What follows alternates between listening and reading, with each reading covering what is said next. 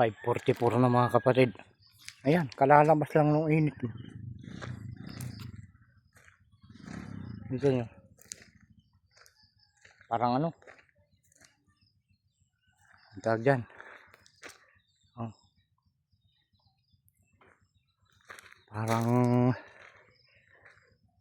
ginto yung kulay. Hindi ko matitigan.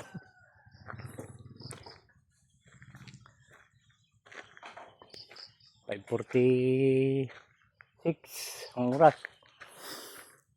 May lakad na naman tayo mamaya mga kapatid. Maghahanap na naman ng ano, pera.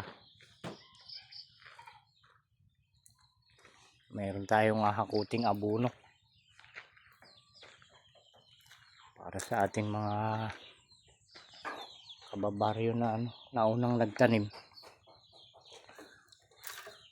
Napahakot nila yung abono. Malalaki na yung mais nila.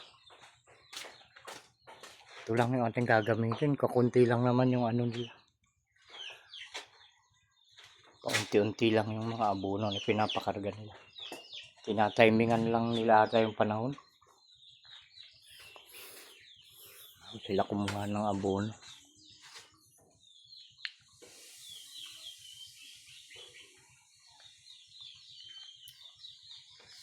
May bagyo nga pala tayo mga kapatid.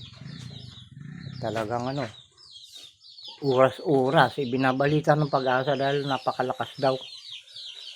270 yung lakas, kaya ang bugso niya ay 300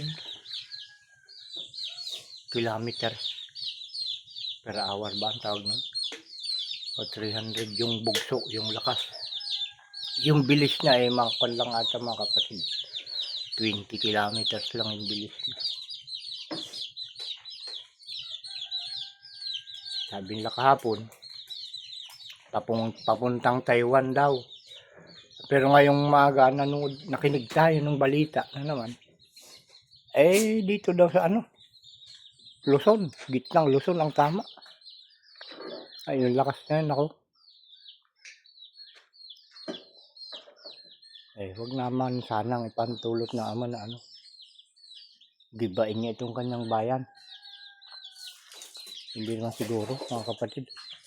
Pinagdadasal lang tayo at ano, gustong ipahanap sa atin kung ano talaga yung mga dapat gawin at sino ang dapat pagdasalan. Diyos-Diyosan pa o siya na tunay na Diyos mga kapatid. Yung bang lumikha o yung mga linikha ang pagdadasalan talaga. Yun lang mga kapatid. Salamat sa panonood.